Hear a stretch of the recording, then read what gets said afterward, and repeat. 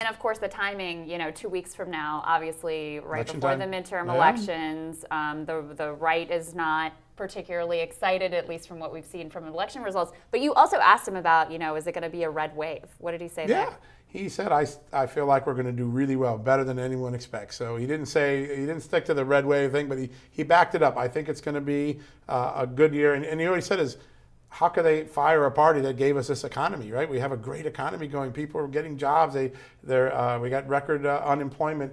And so his take is, in the last 2 weeks, I took away, in the last 2 weeks of election, he's going to double down on the economy, and he's probably going to do something close to what Reagan did. Are you better off than you were 2 years ago? If so, why change leadership now? I think that's where, you kind of feel like that's where the argument's going to go in the final couple of weeks of election. The Democrats are pretty motivated, as you know. John, there's only been a couple times that I've been in the Oval before, but it was with the CIA. I never actually have been in before as a journalist.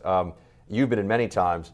This was the longest, the most memorable. What would you say of all the presidents you've interviewed? It was certainly one of the longest interviews I've ever had with a president or former president. 45 minutes? Yep. I also think the sheer energy. I remember when we got done, we were kind of exhausted.